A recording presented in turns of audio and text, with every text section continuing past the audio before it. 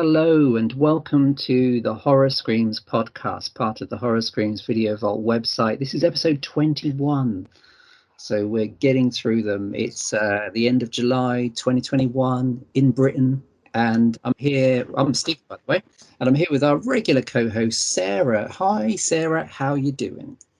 Hello, I'm really good, thank you. I'm really excited for tonight's episode.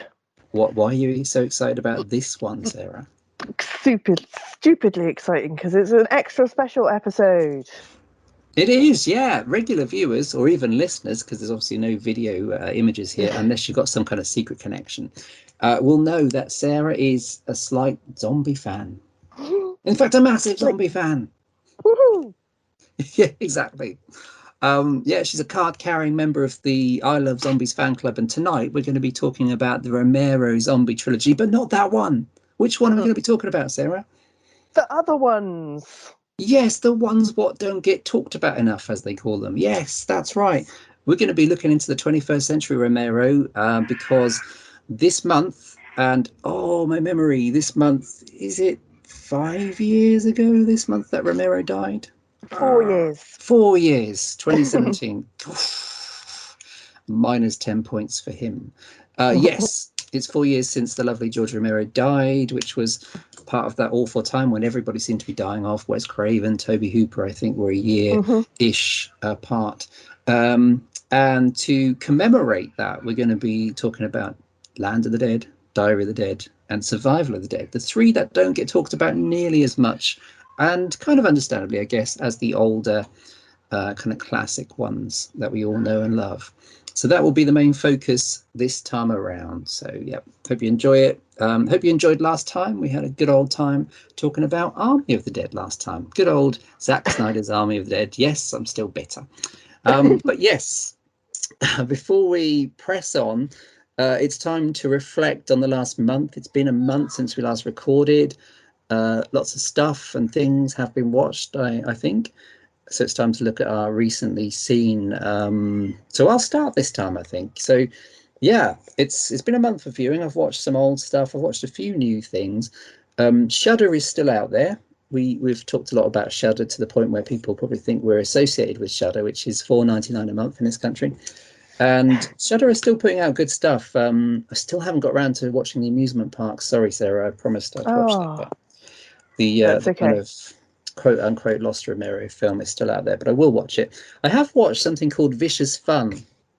We keep seeing that advertised. Yeah, and it's actually quite good. Vicious Fun is one of the many. There seems to be a lot of newish Shudder additions, and I actually quite enjoyed this. It doesn't quite pan out as great as I thought it was going to be, but it's quite fun. It's like it's about this loser, like a lot of films that possibly that we're going to be talking about just in this episode, but it's got a lovable loser hero, and he's a horror film journalist for a magazine called Vicious Fanatics, I think, which is basically fake Fangoria. And he's got no girlfriend. He just spends his time getting drunk, and he happens to bump into a woman who happens to take him down to this kind of self-help group in a basement of a pub, and the self-help group is full of serial killers.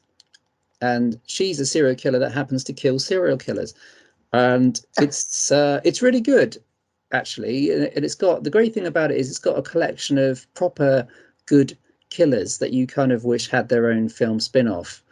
And the main joke of the film, I suppose, is that hero is such a loser, but to fit in, he pretends to be this what he describes as a crocodile-like serial killer taxi driver preying on young girls. But he's obviously totally useless and isn't that at all. So it goes from there. It doesn't quite, as I said, it doesn't quite follow through, but it does have loads of great gore effects. It's got David Koechner, I think is how you pronounce his name, who's a really funny guy that pops up in a lot of things like Cheap Thrills, and he's in Final Destination 5. And he's also part of the American Office, which I always quite liked him in that. But yeah, it's well worth a watch. This is fun. It has a synth score as well, a very 80s synthy score, which I thought was pretty groovy. And it's in the category of decent horror comedies, I would say. So check it out on Shudder. I think it's not one that will disappoint. I watched a British horror comedy called Carpet Fitters and Cannibals. Is that the right way around? Cannibals and Carpet Fitters. Oh, okay. Yeah, that's another one that's ringing a bell, yeah. Yes. I'm slightly embarrassed that I may have got the title slightly wrong, but I think it's Carpet Fitters and Cannibals. Yeah, I think. Anyway, it's about carpet fitters that happen to, yeah, unbelievably and Funnily enough. glamorously. So they happen to get a job at this old country house where there's this mad old mum and her sons are all grunting, inbred, hair-lipped, cleft palate, weirdo cannibals with mullets. And I quite like this. It tries hard. It tries too hard to be funny, and it probably isn't that good actually. It's probably a bit rubbish, but it's very low budget. It does have some great gore effects for a very, very low budget British film. It has a fantastic, quite early on, head cleaved in two effect, which I thought was really good. So it does go the whole hog when it comes to gore. The jokes are a bit kind of clumsy. The jokes are really obvious and like, oh, creak, joke, creak. But I think it has a likability factor that sets it apart from rubbish horror comedies that you just find really annoying. So Carpet Fitters and Cannibals, or Cannibals and Carpet Fitters, or Cannibals versus Carpet Fitters, or one of those titles is what it's called. And it's better than it sounds, but then I suppose anything would be better than it sounds because it's got such a unexciting title. But it's actually good for a cheap laugh, especially if you're totally off your face on booze and crack. That's on Prime, by Nice. the way, so it's free if you have a Prime account. I watched Fear Street 1994. Yeah, so this is on Netflix, which is always a bad sign for a horror film that's made for Netflix, as we may have discussed last month even. This is one of a series of three films based on the R.L. Stine books from the 90s. And oddly, they've kind of done them as grown-up 18 rated films with teenagers as the main characters. They're all connected by a witch-like character that was burned in the 17th century. So I think the last of the three episodes is Fear Street 1666, I think. And the middle one is Fear Street 1978. But they're all connected by the burning of this witch.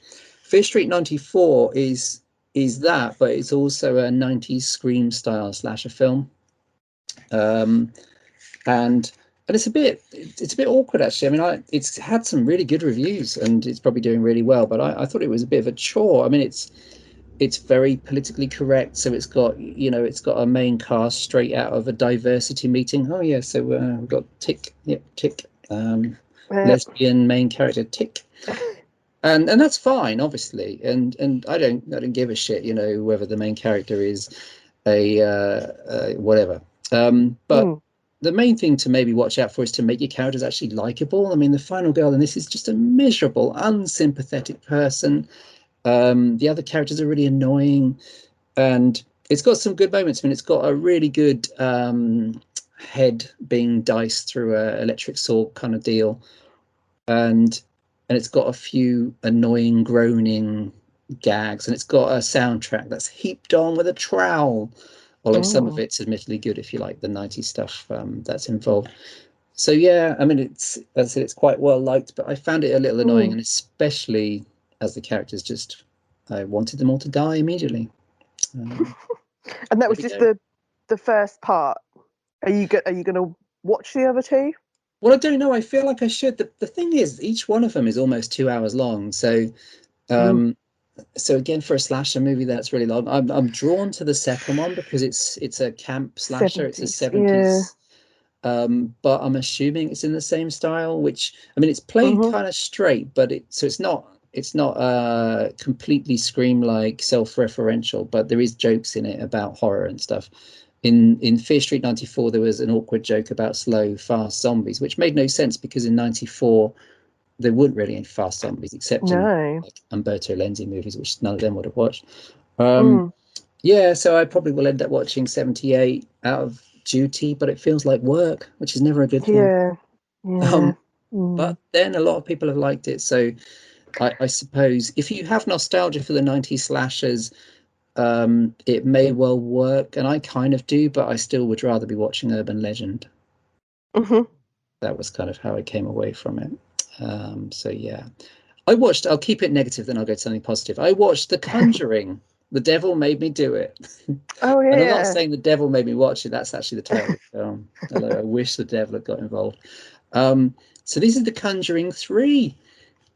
Can you believe it? It's Conjuring 3, but I think it's Conjuring Universe 8, maybe, because there's of course Annabelle times 3.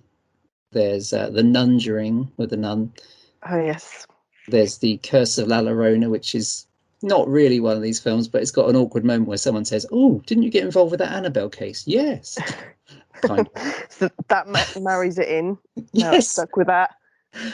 and in this one, I mean, and here's the thing, right? Because I don't want to be a Nelly negative. No one likes Nelly negative, but I really liked the original Conjuring. I thought it was really effective. It was kind of like, I suppose, this generation's Amityville horror, and it worked really well. Yeah.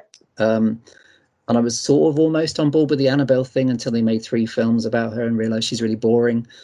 And I wasn't really on board with The Nun, although annoyingly, The Nun is a beautiful looking film. It looks like a proper, like, old-fashioned Hammer Gothic horror film. It's just got a crap villain. I mean, The Nun is just shite. And The Conjuring 2, I sort of was okay with. It was based on a really interesting real case, the Enfield poltergeist. Mm-hmm. So it had lots of shots of London, England, with the Clash on the soundtrack. Yes. This movie's been made by Americans. But The Conjuring 3. Yeah, exactly. Oh, here's London calling. And the Jam. Yes. Exactly. Here's more. It's great because the Clash, the remaining members of the Clash must get fantastic royalty. Yeah. So The Conjuring, yes, so it's number 8. James Wan has gone. He's like, oh, bollocks to this. And it's directed by the guy that directed The Curse of La Llorona, which actually wasn't terrible either. So I can't be too harsh on these. But this is a bit kind of like, oh, we're back. My main problem is with these films is that it's about the Warrens, Lorraine and I've forgotten the guy's name. It's Patrick Wilson and Vera Farmiga, basically, who are a real life Mulder and Scully, but without the fun. And they're just so boring. I mean, I quite like Patrick Wilson and Vera Farmiga as actors, but this couple, who obviously were a real life couple, and I think have since been exposed as maybe frauds because, like, maybe ghosts don't exist. Who knows?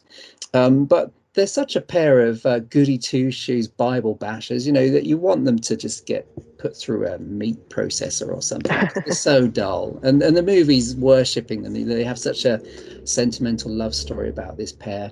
But you're really not interested because you just want the haunting stuff. You just want the ghosty stuff. So in this case, it's got a big thing at the start saying based on the true story.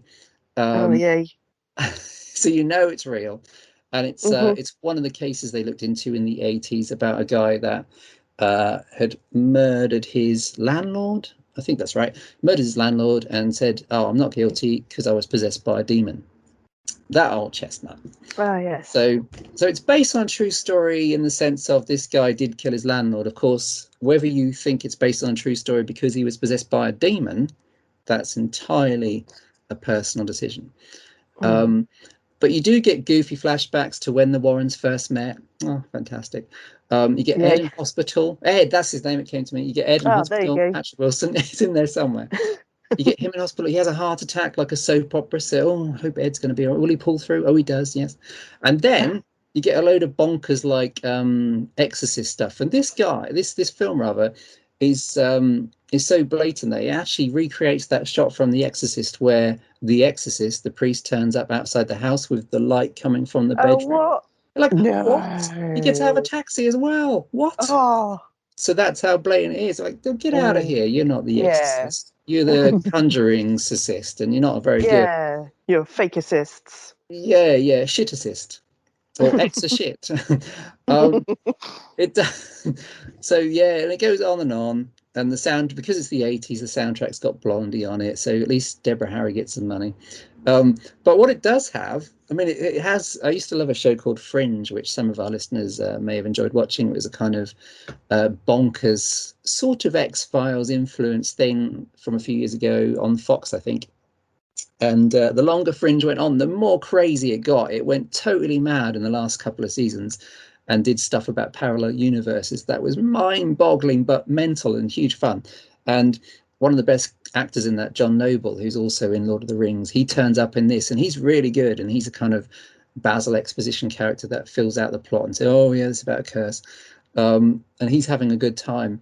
The other good thing about the Conjuring 26 is that it's got this really amusing, I guess, unintentionally amusing bit where Vera Farmiga is basically harassed by this massively fat, bloated, very kind of slippery, wet male corpse in the morgue. Obviously, he's Nice. naked. He's naked because Of it's the course. morgue. You don't have clothes on. Yep. And yeah, she's kind of harassed by him, and it's meant to be a scene of tension, but it's just really silly because it's just a big fat naked fat man. So yep, if you're scared by CGI enhanced possessed 9-year-old boys, hardly anybody dying, and Vera Farmiga and Patrick Wilson looking at each other lovingly while Elvis is on the soundtrack, then The Conjuring, The Devil Made Me Do It could be your bag. That's Oh. The Conjuring made me do it. So yeah. Sorry, I'm almost done. And finally, what else have I watched? Oh yes, right. So today, this very day, I went to the cinema. The Conjuring, of course, was at the cinema, at least over here. I think it's on HBO Max in America. Today I watched the new film. I had a spare afternoon, child free, because I normally abduct children on a Friday, but not today. And I watched the School new holidays. Exactly. There's nothing happening. The schools are empty. I was there waiting, bustling my Yep. sweet. Just Nothing. too No difficult business now. at all. Go to the cinema Exactly. instead. Yeah, there are loads of them in there. Peter Rabbit 2 turns out to be the best place. So yeah, I didn't do any of that. Obviously, that was half a joke, half real. So I went to see the new M. Night Shyamalan film. Oh yeah, you've seen the trailer for this. It looks creepy. Please tell me it's Yes, creepy. I really liked it. Yes, yes, yes. I have to say, I've always been a big defender of M. Night Shyamalan. I think he's really Yeah. good, and Yes. it became fashionable to knock him, but I didn't care because I always really enjoyed his films. And from the very start, I loved The Sixth Sense. I very much like Hmm. Unbreakable. I thought Split was awesome. The Village got a bad rap, but I Yeah. really like The Village, and Signs Yeah. is really good. So and I always think he's best when he's doing like fairly straightforward thrillers, and this is one of those. This is like an old Mm. Twilight Zone episode, and it's really good. It's got a good cast, like a really quite random cast actually. And I spent the whole film going, oh God, it's Oh yeah. definitely Where do I know you from? Yeah. it's him. It's Jeff McJefferson, because it was Oh god, actually Jeff. I think the guy turned out to be Alex Wolff, which is the teenage boy from Hereditary. That's one of the learning, Ah. and he's really good. Um, but yeah, old is very good, and it's a classic. You don't want to say too much to spoil it for No. the ones that haven't seen it, but you'll know from the trailer. It's about a bunch of people that go to this nice, very beautiful resort. I think it was Mm. filmed in Dominican Republic or something like that, and it's all a bit weird, and they get shown this secret part of the beach that people don't normally get to and couldn't find on their own, and then there's a sense that something's up, and a couple of the kids look like they've started to age prematurely, hence the name Old. And it goes beyond that into other territory, but it never really loses its way. It's got I suppose it's got what you'd call a twist. He's famous for his twist, but it's not like Yeah. I suppose it's not like a massive oh my god, but it's a twist that works really well, and you don't necessarily see coming. And I just thought it was really good. It was really spooky. It had a lot of quiet kind of spookiness, I guess, and it kept you watching. It kept you gripped like a proper mystery, chilly horror thriller type thing should keep you watching. And it's really well shot. It's got this weird style actually. I don't think he normally just films like this, where the camera is constantly kind of roaming or panning across to someone, Mm. and the violent scenes, if there's a couple of violent scenes I suppose, but they're quite cleverly shot where you don't see very much, but because the camera's panning back and forwards, it makes you extremely on edge. um Yeah. but yeah, I thought it was Especially at the terrific. cinema, I guess. I can Yeah, imagine that because would be yes, a good uh, one to see at the cinema, even from yeah, just watching the trailer. it really is, because it's a one location film, but the location is obviously a big, attractive beach, and it's shot in proper widescreen, so it really makes very good use of that proper full widescreen. So yeah, I'd say it's a really good cinema film. And the great thing is there's no jump scares. There probably is CGI, but if there is, I'm not quite sure where it was, because M. Night generally doesn't use, he generally keeps things pretty low key, like The Sixth Sense. I Mm. think the only CGI is possibly that handprint on the door or something. I remember Mm. reading about that. So he doesn't do big effects, but he does do spooky intrigue really well. Mm. And to me, there's not enough films like this really, which is basically a non-gory, almost old-fashioned Gore blimey, what's going on here? Spooky chiller is what it is. Yeah. I thought it was really good. So Old, which came out of nowhere. I didn't kind of lost track of M Night, but because he'd been busy with the very good Split and then Glass, which I really liked. But yeah, it's released today, at least over here, and I think in America, I think it's day and date with the UK and America. So yeah, go watch Old if that's your bag. Yeah. And finally, I think it's one that we can both join together in harmony and sing Hallelujah, because we both watched Guns Akimbo Yay. the other day, which has just been dropped off on the old Yeah. Amazon Prime. It's a couple of years old. Yeah. It was released in New Zealand, where it was made, I think, in 2019. But to us, it's new. And it's very good, Sarah, isn't it? It's very, It's very good. brilliant. Yeah. I literally watched it yesterday. Yes. Hot And off yeah, the press. it's yeah. Where did that come from? If it's been in the bag since 2019, how come we've only just heard of it? It is weird, isn't it? And it's an easy film to market, I would say. It's got loads of Mm, action. Daniel Radcliffe is obviously a big name. I genuinely don't know what happens to these films. We spoke about Benny Loves You before this show started recording, and that doesn't have distribution over here, even though it's a shoe-in for doing quite well. yeah, Um, it's unbelievable. I Just guess there's yeah, so much content, there's so much stuff out there. I Um, guess so. and I guess Amazon picked it up at some point, and now they've got a gap in the schedule. They can make it their big new film of the week. Mm, I don't know, but mm. it's really good. It's by Jason Lee Howden, who years ago, very talented guy, did a film called Deathgasm, which is hilarious. Yes, love that film. Absolutely love it. If you One like death day, metal and yes, possession, watch Deathgasm. It's brilliant. It's like Evil Dead with death metal. it is. And one day we will do that heavy Yeah. metal horror episode with Black Roses and Trick or Treat and Deathgasm Oh yeah. and all That those. sounds like a good idea. But yeah, Deathgasm was a great calling card by a guy that obviously had bags of talent and loved the 80s stuff. And what this film is, is partly an 80s love letter. It's the main character has got posters of Rambo and Commando on his wall, and it ends with this massive kind of knife fight that is very much like the finale of Commando with that mad, slightly camp Australian guy. Yeah. Yeah. Um, it's, it's great. I mean, it's the kind of film that has a main character who's literally stuck with a gun in each hand, Yep. but has very cute tiger slippers. Yeah. I love Daniel Radcliffe as well. I think he's done so well for himself since the Harry Potter movies. I mean, I like the Harry Potter movies. Sorry to admit that, but I do. Sure, But I yes, think he's definitely made a name for himself outside of Harry Potter, and he's done some really really great stuff. And yeah, this is another little string to his bow, I think. massively so. Yeah, absolutely. I think there was a point where, because I watched all of those, the Harry Potters in the cinema at the time. I've watched them again recently with my daughter, and there's a point where you kind of think, even in those, where obviously it's an unusual, maybe unique thing where they're growing up through this massively long series. So there was a big gamble on taking on these actors. Who knows if they're going to be good when they're teenagers, Mm, casting them at the age of 8 or whatever it is. But there was a sense of, yeah, I think maybe of the three, I'm not sure he's ever going to do much of note, and her, maybe she'll do a very flat version of Beauty and the Beast one day. But Daniel Radcliffe, and she was awful. Oh, don't get me started on Beauty and the Beast. The animation is obviously the one you should be watching. of Um, course.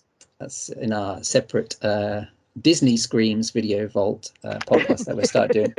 Yeah. Um, check it out. But yeah, Danny Radcliffe has always been really good. I mean, he's really good in Woman in Black, even though I'm not a fan of the film. He was especially good in stuff like Horns, and Swiss Army Man is a really clever film. There's a great Alexandre Aja survivalist film called Jungle, and he's superb at that. Yes. That was fantastic. I still haven't seen Yes. Swiss Army Man, but I really want to see that. Really good. And yeah, absolutely. Yeah, check it out. It's another very quirky. He's clearly drawn to interesting films and often low budget-ish films that are not going to get massive releases like Guns Akimbo, but made by very creative people. And this is constant fun. It's got the fantastic Samara Weaving, who's always Oh great. yes. We talked separately about Mayhem, and she's done a bunch of great Mm, stuff. Ready or Not, she's fantastic in that. Um, but yeah, it just keeps going and going. And I suppose there's a bit of everything in here. There's the kind of 80s action movie stuff. There's a fantastic soundtrack which has got cover versions Yeah, of Dead or Alive and stuff like Iggy Pop's on the soundtrack. It's got, I suppose, it's even got a bit of Cronenberg in there with this quite disturbing image of the guns drilled and fused to each of his hands. yeah. And it's got great one-liners. It's also shot through with a very, very appealing, if you like it, of course, New Zealand sense of humour, complete with Rhys Darby. Oh, he's fantastic. That great scene where he's watching the TV thing and it's not been working for years. As a as a kind of chirpy bum, chirpy tramp Yeah, that talks him out of suicide, and one of and the yeah, reasons not to kill yourself is because it might go wrong. You'll end up with a fucked up face. It's just great. and quoting Cypress Hill. So Rhys Darby is obviously great in everything. So He yeah, is. Every film should have him in it. He-Man, MC Hammer, all the references are there. So Hmm. Guns Akimbo. I mean, that's it from a recently seen him. Anything to add about Guns Akimbo, Sarah? Obviously, it's awesome. It is awesome. It's like action packed and craziness. There's some mad action going on. There's some point of view from bullets and stuff like that. Some great headshots. It's all incredibly like colourful and neon and bright lights. It's great. And Yeah. Samara Weaving is just fantastic. I think they're very good at pairing her up, like you say, with just like her and a single male character, because it was her and Stephen Yeun in Mayhem made an amazing pairing, and it's the same with Daniel Radcliffe. She's terrific. She's fabulous. She really is something. Yeah, and she's in Ready or Not. She's with Adam Brody from the OC. Is the co-star of Ready or Not. That's a really clever film, and I'm actually quite pleased that the guys that made that have got Scream 5. I'm not otherwise that excited about Scream 5, but if anyone can make a good thing of Scream 5, it's those guys. It'll be them. Yeah. I haven't seen Ready or Not yet, but I've heard good things, and I will get around to it one day. Yes, I think for sure. yes, you're guaranteed to love it. I think yes. I'm sure it will. That's enough about me, though. What have you been watching, Sarah? Oh, a lot less than you. You've been very busy this month. I don't know where I found the time, to be honest. It's ridiculous, isn't it? Yeah. I have a couple of things I want to mention. I managed to very, very quickly blitz season 2 of Black Summer. Good Lord. Which is on Netflix. It was fantastic. It starts off the same kind of exactly the same as season 1. Luckily, the same kind of franticness, like no rules for anything. You'll have a favorite character gone, kind of. It's really suddenly like out of nowhere. They do that to one of the characters that you got a bit of a affection for in season 1. You see him again, and then he's just gone, bless him. Wow. But it's really shocking, really good. It was really, really fast paced, right up until the last couple of episodes. I think there was 8 episodes in the season. I'm just looking it up. 8 episodes. It kind of annoyingly slows right down when it gets to kind of episode 6 or episode 5 rather. Episode 6 and 7 are a little bit hard to get through, but then the last episode kind of picks up again. It kind of gets a little bit bogged down in those two, and you loses momentum very quickly, but it does pick itself back up again. But it's a great series. Nice. This is season 2. Is it ongoing? Are they going to do lots more? I feel like there's a definite another season in there, but I'm not quite sure because of the way it slowed down so much in the last 2 episodes. I'm like, I'm not sure they can actually keep it going. So I feel like there might be another season in it, and maybe they ought to call it quits after that. Yeah, I mean, I'd say there's some good characters, but you wouldn't necessarily say they were likable because of what they have to do to survive and stuff. They have to make some horrible decisions. Yeah. And you're not quite sure, you'd say, you would never do that, but you wouldn't know if that actually happened to you, whether if you were put in that position, that you would leave that person or not, Yeah. And this is Black Summer. I haven't seen it obviously, but it's obviously played very serious. Is that Very serious. Yeah. I mean, there's a lot of people that go, oh, it's like a sequel to Z Nation. I was like, no, it's really not. It's nothing like Z Nation at all. It's Yeah. just written by the same people. They've tried to go down the lines of making it serious and keeping it dark rather than the light-hearted, stupid like cheese balls of Z Nation. Yeah, sure. And that's quite a bold move, isn't it, to do something? And I suppose that's the best thing to do, is to change tone completely. Yeah, I Nice. wouldn't say it's like stands out on its own. You wouldn't say it's like unique, because of the way zombie movies and series are kind of going these days. It's fast zombies, quick turning zombies, nothing really new, but they have some great ideas and the way they play things around, switching through different time and stuff. So all of a sudden everything meets up in the middle, and you go, oh right, okay, that was leading up to that, and that was leading up to that, and that was quite cleverly done. Yeah. Yeah, that was very good, very, very good. Secondly, on yours and Matt's suggestion on the last episode, I watched Saint Maud. Oh, how did you get on? Yeah, it was completely different to how I thought it was going to be, like from people's reactions and stuff to it. But I loved the lead character, who was Maud. Yeah, She was fantastic. she's so good. Yeah, no, it was really good, and yeah, the ending was out of the blue and quite shocking. But up until then, I was expecting it to be a little bit more paranormal than it was. I think is what I was expecting, and it really wasn't. Interesting. Yeah. No, not at all. It's very played down, isn't it? It's yeah.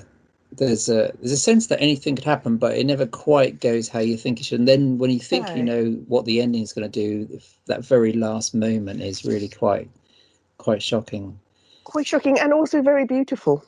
Yeah, it's a stunning scene, isn't it? It's just it is beautiful. She's incredible, though. That's that whole performance, because you root for her so much. Oh, and so much of it is in the awkwardness of, like, when she sees her old friend, or it's the person she used to work with, isn't it? Yeah. She meets her in the street. All of those very relatable moments where you think, oh, she's maybe at the point of no return now.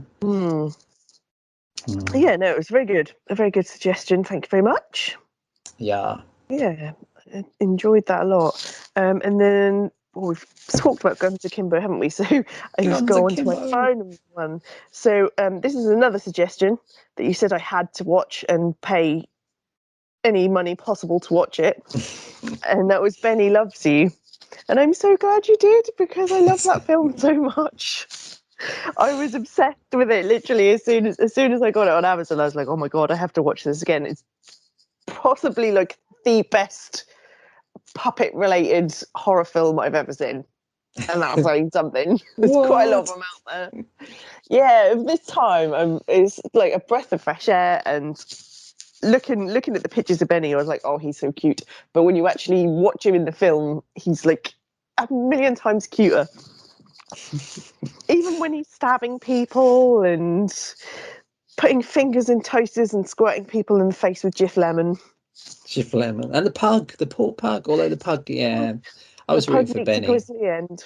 Yeah. It's just no, it's just so good. I've watched it about 3 or 4 times now. That's why I haven't really watched anything else. It's like I've been watching Romero movies and Benny Loves You.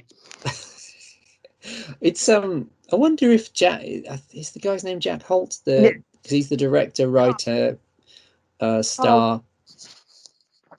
Carl Holt, yes. Yes, his character name is Jack. Jack, yes, of course. He's very likable. I mean, it's I think we were talking about watching the behind the scenes stuff, where you realise that the crew was basically him doing almost everything for other people, what looked like somebody's mum. Just, and the fact that they came out with something which is really slick and really quite, in its own way, pretty stylish, actually, very stylish. It's almost, it gives you memories of like watching The Evil Dead and realizing, wow, this is what you can do with creativity on no money whatsoever. Because it is very creative, isn't it? Not just the Benny aspect, but the way it looks and the way it moves. Yeah, the practical, all the practical effects and stuff, all the effort that they put into making like the box just for the intro. I mean, you said about it in the last episode, the intro has a woman and her bratty child, and she slaps her in the face, and they have this, she gets pulled into a giant box by a teddy bear and killed. And they made it all themselves and did it in the corner of a room and that kind of stuff. And it looks so great on the finished product. Yeah, it really does, and it's very witty as well. And I think the portrait of office life was really good as well, with the ridiculous boss, the who has a problem with the F word. Co-worker. Yeah. Yeah. Oh, the dick of Richard. He's literally called Richard. Yeah, Richard. Yeah, I mean they're all larger than life exaggerations, but they're all obviously things we can relate to. Yeah. Anybody that's ever worked with anybody. Yeah, I think that's something quite special. It's going to be cool to see what he manages to do next, or if there's going to be more Benny, or oh my if god, the there really movie has to be takes more off. Benny. Yeah, I mean, I think it's. They left it a bit open at the end, a little bit. Yes, actually, yeah, I suppose so. All it will take for this movie to do really well, I think, is if it gets unleashed on Netflix or something, and it's an easy sell. I mean, if you could, the poster that's out there, people would tune into something with that poster, I think. And they cut together a quite nice trailer as well. So everybody should watch Benny Loves You. Everybody should definitely watch Benny Loves You. He's so cute. He has like a variety of little costumes and everything. It's just so adorable. And yes, and I think you have news of a potential plush. Is that right, Sarah? I had heard news, yes, that they actually do a Benny plushie, a talking Benny plushie. I mean, he has so many little phrases and stuff. And just like waiting with bated breath, watching the Facebook page constantly, seeing when they're coming out. What's his main catchphrase? Play with me. Is that his main one? Yeah, play with Benny or cuddle me. Benny. Benny loves you. I love it when he just goes, "Oh wow!" Wow.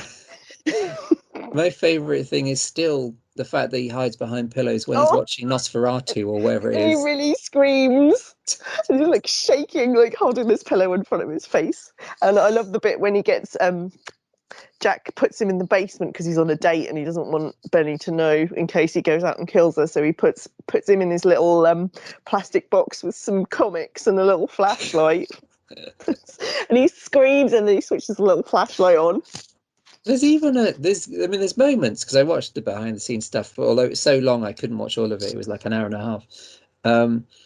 But I was even thinking, how did they do that bit? The bit with the box, I think, was one thing where it looks like I think it's an extended shot, or at least it goes on for a little bit. So you thought, well, they couldn't have replaced. Is that a fake background? And it was Benny reading or Benny moving about inside that plastic box. And I was thinking, wow, that's really clever, because for a minute there, I mean, maybe he is real, but for a minute there, I thought he was really moving. Yeah. I like the whole the Gremlins connection with even the speech about why she doesn't celebrate birthday. No. Oh yeah, birthdays. The birthday, yeah, which is very much the sad Phoebe Cates speech from Gremlins about Christmas. Yeah. They put so much effort into Benny as well. He's in it so much, he's not just one that just appears occasionally and you only see bits. He's in it the whole time. Like there's at one point when he actually gets taken into Jack's workplace and he goes on a massive killing spree in the cafeteria. Yes, that's mental, isn't it? That's totally bonkers. Because you're waiting for it for a while to happen. You think, no, he's not. Oh, yes. Here he is. Well, yeah, I think you nailed it. I think the fact that he's in it so much, because I was always quite a fan of the Puppet Master movies, which, I mean, there's so many now, but back in the day, at least at the start, there was just about 3 of them for a long time, and then loads came out later on. And they're good fun, but you know, when you rewatch them, you realize, it's been a while before we see the puppets. I wonder when they're going to make another appearance. And then you realize that they only had X amount of money to do the stop motion, so that the puppets are only in occasionally. But then I suppose Benny is closer to maybe. I always remember being really impressed by the animatronics on Chucky in the first Child's Play film. And I haven't watched it for a while, but I guess Chucky is probably in that first Chucky movie more than most puppies more than most puppet type horror movies, where they're too expensive, so they can't show them too much. Good old Benny. Oh, it's brilliant. Absolutely brilliant. I could watch that every day. And yes, I recently got myself a very nice German release media book of it, which is available through Amazon, German Amazon, I believe, and the company themselves, Alamode. You get a really nice, glossy, lovely Benny Loves You poster. And then Nice. you get it on Blu-ray and DVD and a really nice, slick, shiny little booklet with loads of really cool pictures of Benny in various adorable outfits, including his ninja outfit. Cute. Very Cute. Yeah. Good old It's Benny for Prime Minister. absolutely, absolutely. Benny everywhere. Leader of the That would be free good. world. I've actually changed the wallpaper on my phone to Benny as well, so I can just every time I look at my phone, he's there with his brandishing his little knife with a little happy smile on his face. There was an awkward moment there where I thought you were going to say you've changed the wallpaper in your entire house to be better, which I I would if I suppose is had the next time. chance. Yeah, when they bring out the Benny wallpaper. So I've Oh my changed my god! name to Benny, I and it's just the thought Benny of Screams podcast. just thought of a Benny duvet cover and pillow Well, set.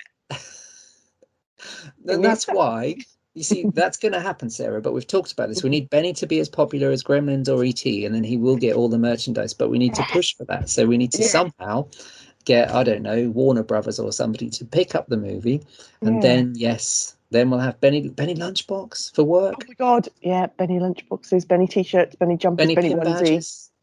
Oh my god! Yes, because I'd buy that stuff too. I mean, they've got two people that would be ridiculously receptive consumers if they bought out that House stuff. full of Benny stuff. It's funny because for a long, long time, and I still haven't bought myself this. I've always wanted to buy one of the Ashy Slashy hand puppets from Ash vs Yeah. Evil Dead. Really, really, really, for years and years. Well, since they came out, I was like, I really must get myself one of them. I really must get myself one of them. And then last year, I said to myself, I'm going to treat myself and buy myself an Ashy Slashy hand puppet. And then the Dawn of the Dead Second Sight box set came out, and I went, oh god, Oh man. dilemma. What do I do? What do I do? Okay, fine. I'm getting the Dawn box set. I'll get Ashy Slashy next year. And this year has come along, and it's like Ashy Slashy Benny plushie. It's like, oh god, it's gonna have to be the Benny plushie. I can't believe Ashley Schlassy's been put literally on the shelf or left on the shelf. It's a sad tale if you're Ashley One Schlashy. day I'll have both. Yes. Benny comes first. I was looking we have a shop in Norwich, which is near where both of us live actually, which is full of action figures and stuff. And I was thinking about how much I'd like to start getting those types of things again, because they do look good on the shelf. They have quite a lot of Ash stuff, don't they? Ash stuff, yeah, and a lot of retro 80s stuff. There's at least three really good little things for Christine. There's a nice size replica of the car, but then there's a smaller kind of Hot Wheels sized replica with two little figures standing around it when Christine was in a bad shape before she got restored. Yeah, that would be cool. I love the idea of having the before and after, which they obviously have. Yeah, I was looking at those and thinking, spend some serious money. Stop paying a few bills for a little while, then catch up later. Not important ones, just like the council tax and rent. Yeah, we'll see. As Mum always said, we'll see. Also, just one other thing. Sorry, was that all of you recently seen, Sarah? Yes, that was it. Just Benny. Also, Benny. So do check out Benny Loves You. If anybody else listening to this, if you're out there, let us know if you love Benny Loves You as much as we do, or even, dare I say, if you just don't take to it. I mean, I can't imagine that would be the case, but yeah, we need to know reasons why. Benny Loves You. How could you not? And if you do really hate it, please leave your full name and address, telephone number, national insurance number, and it's all very safe with us. Don't worry. Firstborn's name. Watching Old, that's the other thing I meant to mention, is watching the movie Old this afternoon. There was a good bunch of horror trailers, and I was actually excited because I have seen them on YouTube, I think, already, but watching them on the big screen, I think, makes a difference. And I watched the trailers for the new Halloween and for the new Candyman, and I was thinking, Yeah, I'm on board with these. I'm really excited about these. Have you seen those yet? The trailers? I have seen the Candyman one. Yes. What do you But think? yeah, it looks great. It looks better than I thought, but I'm still dubious and a little bit worried about it because you just have Sure. all these expectations and you're just worried that they're just not going to live up to it and it's just going to be a bit of a flop. Yeah, it's a tricky one because I love the short story is terrifying. The short story is kind of very close to the movie they made in the 90s, but it's Mm, set in Liverpool. It's set in Thatcher's England, so it's obviously a very different kind of mood to the kind of what is it, Cabrini Green housing project in Chicago that's in the movie mm. from the 90s. But I love the short story, and the 90s film is fantastic. But yeah, I'm really hopeful. It's got a really good director. It's got an interesting take. Obviously, it's a female director. It's Uh-huh. produced and co-written by Jordan Peele. It's Yeah. got the guy. This is where I get his name wrong. Right, the guy from Fear the Walking Dead is in it, right? Oh, the one who played. Oh God. Okay, his name's just. Oh, was it Coleman Domingo? Yes, hilariously, I was going to say Placido Domingo, but that's the opera singer. So if he was in it, that would be really a reason to worry. Yeah, yeah, that's him. He's really good. I mean, I haven't watched a huge amount of Fear the Walking Dead. I can't remember which seasons, but the He's great first in that. couple. Yeah. He's a really charismatic actor. Mm. But yeah, I think the trailer has sold it to me, and I'm interested in what they can come up with. It's been a long time since the last Candyman film, and the last one wasn't great, so it's time to start Mm. afresh. It's been a long time for these films to actually come out as well. I know the whole COVID thing and stuff hasn't helped, has it? But Halloween Kills and Candyman have been whispered about, well over a year now. Yeah, that's right. Yeah, literally over a year, isn't it? And it's very strange actually because I kind of gone off I'd like lost interest because they'd disappeared for so long. It's like, oh well, you know. Mm. But now having watched and the Halloween trailer, Halloween Kills, both of these are out really soon. Um, yeah, I was quite impressed by that. It looks like it's gone really bonkers with the gore because it looks like there's a whole lynch mob that are after Michael Myers in this one. There's a scene where I guess it's just showing where it takes up from where the last one left off, where Michael's got hold of this massive medical saw. So it looks like it's going to have a massive body count, and the trailer is lots of fast cut kind of implied deaths. But yeah, I think that looks pretty good if they can deliver a movie that's as mental and nasty as that looks. I think it'll be good. But I did like Cool. the last one. I liked the last Halloween. I thought that was Mm. really good. Maybe we'll have a Candyman special. Oh yeah, maybe. Yes. Well, I think that's a wrap on the old recently seen front. And what a recently seen that was. Do check out what we just said, Guns Akimbo and Benny Loves You especially. And Yes. Conjuring, if you really love The Conjuring, then wow, go and watch it. Treat yourself. Yeah. But now it's of course the main event, which is this time a Romero special. The great George Romero did die 4 years ago this month, and obviously left behind a pretty astonishing body of work. I mean, when I was growing up, probably I was more attached to Creepshow when I was about Hmm. 7 or so, and then I found the Dead films and realized how awesome Night of the Living Dead and Dawn of the Dead was, and Day of the Dead, which at the time in Hmm. the 80s was really underrated, and since the 80s has, I think, become renowned as a classic as well. The sad thing is, I always thought it was incredibly sad that Romero spent like what seemed like forever trying to get finance for anything, and he ended up making things like The Dark Half, which is quite good. Yeah. Spent most of the 90s in development hell, not being able to get stuff made, but getting paid for scripts that never made it to the screen, including early versions of what would have been Land of the Dead in the end. Made a film called Bruiser, which not many people have seen, which is kind of interesting, but not quite what you'd hope for. But thanks to things like, ironically, things that were inspired by his work, like 28 Days Later and Resident Evil, being so successful, he got funding by Universal to make Land of the Dead, Hooray. which came out in 2005, Sarah. Yeah. Mental. Absolutely mental. A So, whole 20 years after Day. yes, 85, wasn't it? which is astonishing. And it was worth the wait. I mean, I'm sure you'll have your own stories of when you first watched it, but I first watched Land of the Dead in a quite extraordinary way, which was it was 2005, so it was my third, actually fourth Fright Fest. Fright Fest is the biggest horror festival in England, Leicester Square every year since the year 2000. And Fright Fest did a Dead Day, which is where they showed all of Romero's films during the day, and then Land of the Dead had its premiere in the evening. So we basically Cool. watched Night of the Living Dead, Dawn of the Dead, and Day of the Dead during the daytime. And the cool thing was, after Day of the Dead, Greg Nicotero was basically on the stage with a kind of KMB show reel. Oh, Um, cool. he was giving loads of talks about the stuff that he'd done for Romero. He was talking about the Dawn of the Dead remake, which was then new, which he hated. Um, he was apologizing for Cursed, the terrible Wes Craven film that he had worked on, and and he was then talking about stuff that hadn't come out yet, like Hills Have Eyes remake. But the cool thing was, Land of the Dead was introduced by George Romero, who, if anybody ever met him, was this very, very ridiculously tall, very thin guy, with glasses that were almost the size of his head, and incredibly nice, like the nicest person of all time, and very smart and extremely funny on the stage. And I always remember that, as happened with all of these things in the 2000s when all the remakes were coming out, I'll always remember that in the Q&A, either before or after Land of the Dead, which he was there to introduce, somebody asked him, what do you think about all these remakes of your stuff? And he said, I don't give a shit. I don't care.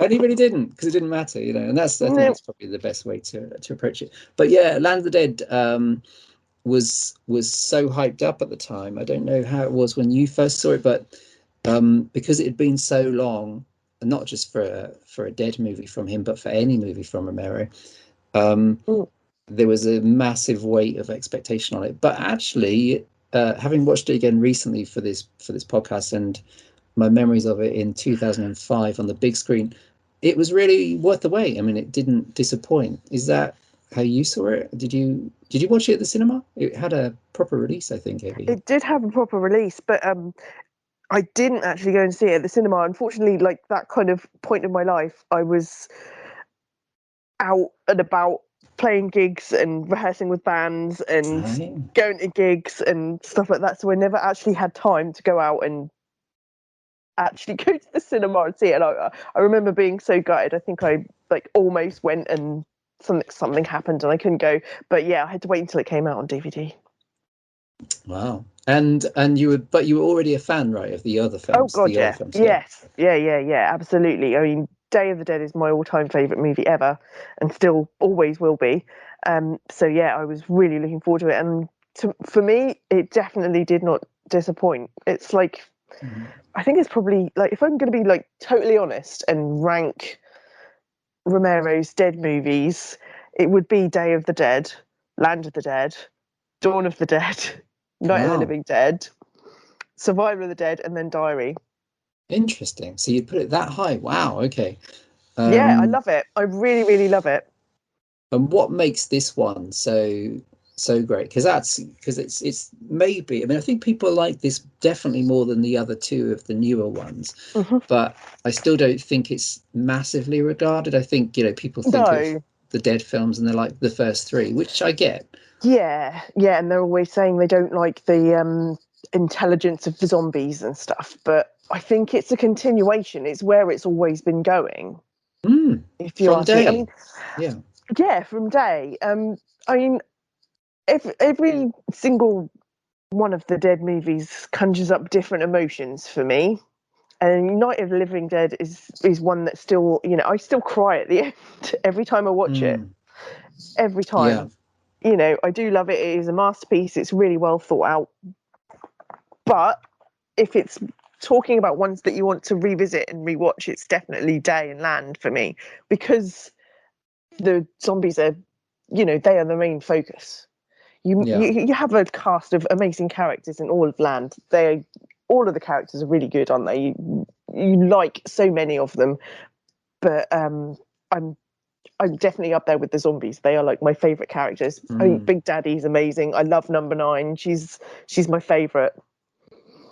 Yes. Yeah. What about the guy with the tuba and the Oh tambourine yeah, the man? guy, yeah, Tambourine Man's cool, and the Butcher's cool. The The butcher. little couple. That's the thing. They just don't think about it so much in there. You know, you have the boyfriend and girlfriend zombie that Yeah. you don't. They're kind of just on peripheral, but you always notice them, and they're walking together hand in hand, and it's really cute.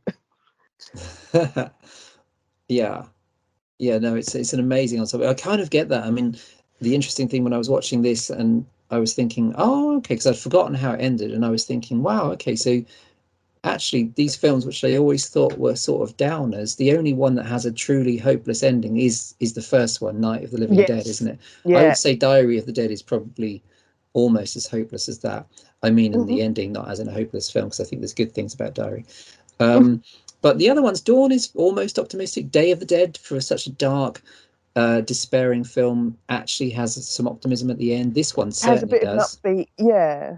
And that's cool because I think, I mean, Night of the Living Dead is very much about the late 60s, which is, most times seem to be dark, but particularly dark time. But I think that if everything was such a downer, then these movies would be a real drain. But actually, this one, and indeed Dawn and Day, are pretty fun, aren't they, as well as Mm. being apocalyptic because of the zombie takeover. They're actually really fun movies to rewatch. Um, yeah, I mean the setup's great. For a geek like me, I just like the fact that he uses the very old black and white Universal logo at the start, and starts off with I think it's during the titles with this kind of really nice montage, in mostly in black and white of voices and scenes of zombies and random Yeah. bits and pieces, including clips from Night of the Living Dead. Hmm. Hmm. Um, but yeah, it's cool. What stage is this happening, do you think? I mean, is this happening in the timeline? That's what I don't quite. I kind of get it Yeah. with the other ones, I I think. I But feel like it's after. It's followed on after Day of the Dead, yeah, but I would definitely say it is a good few years into the apocalypse type thing, you know, because everything's established. You've got your people yes, living in the tower, you've got your slums out, you know, everyone's living rough, you know, people are scraping about, they've got the teams, you know, they've got everything sorted, they've got it fortified as yeah, best they can. That's my way of thinking of land. Yeah, it's followed on from Day. yeah. That's cool. It makes sense, doesn't it? And uh, zombies are totally entrenched in this world because they're now. It's very much a continuation. It's silly to say, like you said, the people who have a problem with them being intelligent is the whole point of Bub was domesticating the zombie. Hmm. He was like listening to music on his headphones and reading Stephen Yep. King books. Yep. And here it makes totally sense that Big Daddy is obviously a great zombie here. He's communicating with the others, and they're thinking for themselves. Yeah. And there's lots of lines about kind of, I suppose, people pondering over what they're actually doing. And I've forgotten what character says it, but one of them says, "Oh, they're almost pretending to be alive. Mm.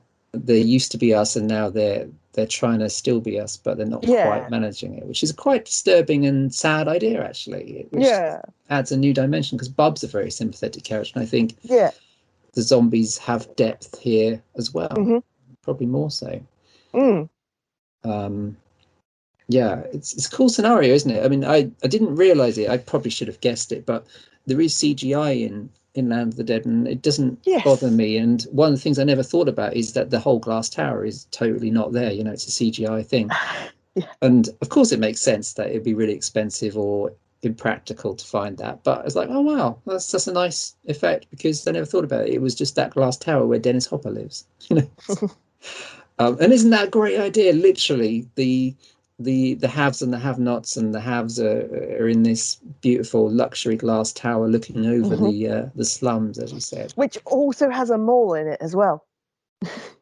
Has a what? Sorry. Bringing it has a mall in it as well, doesn't it? Yes, Bringing it absolutely. back to a little bit of a dawn feeling going on there, Yes, yeah. So it all especially makes when it all sense. goes wrong. It all goes to chaos, which is brilliant. I mean, it's absolutely fantastic. The build-up's great as well. It's such a well-honed film, and it's a busy film for like an hour and a half or whatever it is. Mm, There's a lot of stuff, but it doesn't feel rushed. Like you said, there's some great no, characters. I love. What's your favorite zombie? Is Big Daddy your favorite zombie, or was it one of the no. others? Number nine is Still number definitely my nine. Yeah. favourite. Yeah, always her. But you do notice like the there's one that looks really like Bub, when the kid gets Yes. attacked in the liquor store. Oh, sure. Yes. Yes. Because I think there was a moment where maybe I thought, oh, is that meant to be Bub? But it presumably isn't. It's just a nod. I think it's just a nod, Because yeah. And then Bub's, yeah. it has the priest zombie that bites Manolette. My all-time favourite scene in the movie that I cannot just watch once. I have to rewind it and watch him again. Yeah. The kind of headless priest who flips his head over. Yeah. I did for a long time. I didn't actually realise it was a priest, and then Manolette just looks up at him and goes, "Oh God!" And then you see the dog collar on him. I'm like, that's why he says that. I get it now. But yeah, he flips his head down and bites him on the shoulder. That's pure class. And there's the scary little kid in the shed. Yes, When that's quite Mouse disturbing. is waiting for the money to turn up, which funnily enough doesn't turn up. The little kid's in the shed with him. Yeah. It's great. Terrific. and obviously, you have Edgar Wright and Simon Pegg do their little cameo. Yes, that's right. Yeah, yeah, absolutely. Which is it's amazing, isn't it? Like I didn't do it this time, but I have in the old DVD. I watched the footage of it's called something like When Sean Met George, where Yeah, they follow them to this just a year or so after Shaun of the Dead. The fact that these yeah. guys made this love letter to George Romero, and then they're invited because he loves Shaun of the Dead so much. They're invited to be part of Land of the Dead. Is the geek's dream come true, isn't it? It certainly Um, and well deserved. Yeah, there's so much going on here, and the cast is amazing. I mean, I think you said it. I think Simon Baker, who's the lead, is an Australian actor, but yeah. he's really good. He's kind of He's charismatic as a lovely. lead. Yeah. Probably one Romero's leading men are a strange bunch, aren't they? If you watch some of the older Mm. films, he's probably one of the most charismatic ones. Um, I know there's some flat acting in. I think it's The Crazies. When I rewatched it, I was like, oh, that guy's a bit flat. But Simon Baker really nails it. But especially the supporting cast. Robert Joy, who's Yes. um, Charlie. Charlie, what with the one good eye. Yeah. Um, He's so he sweet. he's a great actor. He pops up in all sorts of things, and he's very good. But John Leguizamo is maybe the man of the match. Yeah. Yeah, that's the thing. You can't decide which ones you like. Yeah, There's always one character that you kind of root for, but they're so different to each other in character, Cholo and Riley. So Simon Baker and how do you pronounce his name? John. Leguizamo. There we go. I've had it pronounced so many different ways. I'm not entirely sure how to pronounce it. Yeah, their characters are so different, but you just love both of them, and you can totally relate to both of them as well. They're both royally fucked over by Hoffman, which is Dennis Hopper's character. Yes, which is brilliant, absolutely brilliant. I think I remember at the time, especially, there's a sense that this is Romero always made really bold films, but and this coming out from a big Hollywood studio, being this just a few years after 9/11, and Dennis Hopper is in this big tower, a tower that's meant to keep people safe, but actually ends up trapping him inside. All of the stuff Mm-hmm. going on. I think is really cool, especially as he's using stuff said by George W. Bush, like we don't negotiate with terrorists and things like that. And he's literally in the glass tower smoking a fine cigar. But it's great to see an actor like him in something like this because, well, I guess he was at that end of his life stage, really, where he was getting on a bit. But that adds enormous value, I think, to that character. Yeah, I love Dennis Hopper in this. He's fantastic, isn't he? He is. He sure is. Yeah. Even as an evil guy. The line where he says zombies, the man, they creep me out, was a big part of the original trailer as well, which I remember being quite excited about. And so you saw it at the cinema. So you saw the theatrical release. So what was your opinion of the unrated that you watched recently then? Massively different. Yeah, it's really strange, isn't it? Mm. Because I haven't watched it. This is like Diary of the Dead. I think this was only my second time watching it. Survival, I know it was only my second time watching it, but I've probably only watched Land of the Dead 3 times in total, including this one. And I'm guessing, I may be wrong, but I know for sure that the Fright Fest version was the standard theatrical release that was released all around the world. In this country, got a 15 rating, which was a first for a Romero zombie film. And the director's cut is what bumped the DVD up to 18. But yeah, there's a real difference. The stuff that didn't make it into the theatrical version, I think, is quite significant. Like, Mm. and I didn't check it, so I don't know exactly what is the new stuff to the director's cut. But I was thinking, wow, I don't remember. I don't remember that shot of her reaching into the mouth and the Hmm. entrail, all the entrails, some of the nastier bite wounds, the face ripped apart. I think I sort of remembered the bit about the belly button ring. Oh, yeah. But there definitely seemed to be a huge more, or what seemed to be a lot more kind of nasty face chewing stuff that was a great showcase for the KMB effects guys, who because if you I don't know if it's the same for you, but Day of the Dead back in the day always seemed to be kind of the ultimate as far as gore effects was concerned, because Sure. it was Yeah. Tom Savini, who followed his movies for a long time, and then Day of the Dead seemed to be like, wow, this is where do we go from here? Because he's totally nailed it. This stuff's outstanding. And obviously, 20 years later, a lot's changed, but the effects in this are incredible, aren't they? They're really terrific. Yeah. It's kind of like taken the stuff that happened in Day and just ramped it up and, yeah, made it look a little bit even more realistic. The blood and stuff in Day doesn't quite look, it's too red. Whereas they've kind of thought about it more this time in Land and Yeah. yeah, Yeah, absolutely. Yeah, such a and good.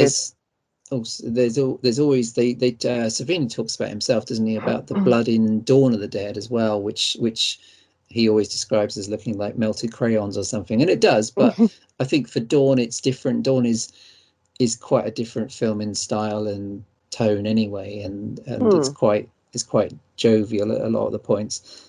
But yeah, this is a great looking film. I love again, I suppose it's the natural evolution of where we're at with the zombie thing, but I love the detail of the zombies being used in like cage fights and fairground games. Yeah. Is this the one where zombies have got targets on their back, or is that? Yes. Yeah. Yes, it is. Yeah. Um, I think that's cool. The detail, like the attention to detail, I think is what makes it extra good. The Yeah. background stuff. The limbs and stuff that they're all munching on and stuff. Yeah, and They and do all lots and those lots little of bits. close-ups of that. Yeah. Yeah. Yeah, Some great bits. and it's a great example of maybe like this is a typical city in America in the zombie apocalypse. This is just one unnamed city. What's Fiddler's Green? Is that the name of Yeah. the like The this is tower. the tower? Yeah. So that's the luxury living kind of place, complete with its cheesy advert and everything. Yeah. Um, and the ravaged streets. We have to talk about Asia Argento, Oh yes, we do. who is fabulous, isn't she?